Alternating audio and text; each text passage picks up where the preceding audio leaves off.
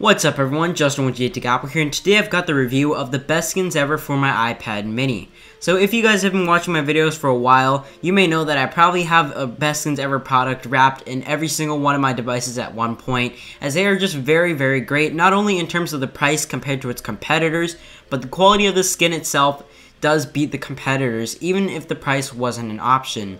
So taking a look at it first, it is giving it a glossy finish. As you can see, the back has a nice glossy, clear finish, and you really can't see this on your device at all.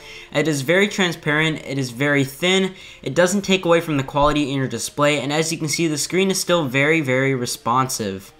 The cutouts are also very nicely done. In terms of the cutouts, the installation is made a little bit easier by making the cutouts a little bit wider, but at the same time, it gives you the most coverage possible on your device. Flipping it over to the front, I'm going to show you guys the FaceTime camera here. As you can see, the cutout is made a little bit wider, like I said, to make your wet install a little bit easier, as this is a wet install where you make your own solution out of water, and you spray it on the film itself and just slide it around your device until it's perfect, and that's when you squeeze out the water and allow it to dry, having the film set on the device really nicely. On the bottom, you can see that the home button is also very nicely cut out. In terms of the installation, this was a little bit harder on the back side, but the front side for any device with a wet install should be very easy, and it should go through pretty smooth.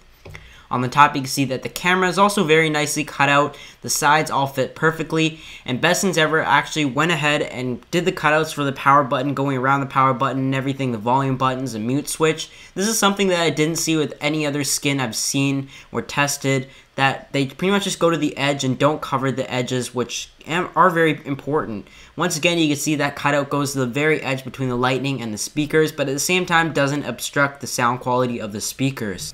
Next up, taking a look at the corners, you can see that it also goes to the edge, and even the very edge is also covered by the fact that the cutout wraps around very nicely. One tip during the installation is to not put as much water on the edges, and in the case that it wouldn't go down, don't feel worried, just let it set for a little while, let the water dry off after you squeezed out all the water from the middle, and then you'll be able to form your edges once the adhesive is dry once again, and it should go on very nicely. And in terms of the peeling off, I did get a very little bit of peeling off, but that's through regular use, as you may expect from the corner. But the skin itself is rather durable in terms of the rip protection and so on, but I did find the Zag Invisible Shield to be a little bit stronger and able to stand ripping, but it's a skin for your device, and as long as it's able to protect from scratches, you don't really need all that stuff, considering this is a fraction of the price compared to its competitors.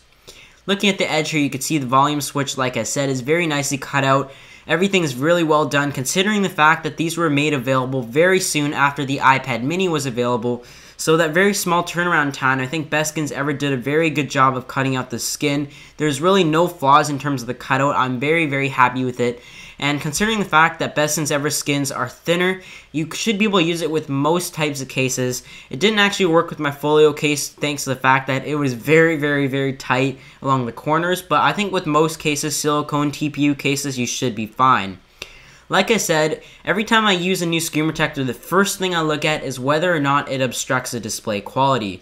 And I was actually very skeptical when using this because I was afraid that I would get the graininess that I saw with other types of protectors, but the truth is, it looks just the same as if there wasn't any skin on it. I'm very happy with the way this has gone on, and the fact that Best Skins Ever has constantly been pretty much updating their skins, making it better and better every single time, making it my choice for skins for my new devices. So thanks for watching. This is just a review of the Best Skins Ever. Once again, thank you to them for setting this out for reviewing purposes. I'll see you guys in my next video.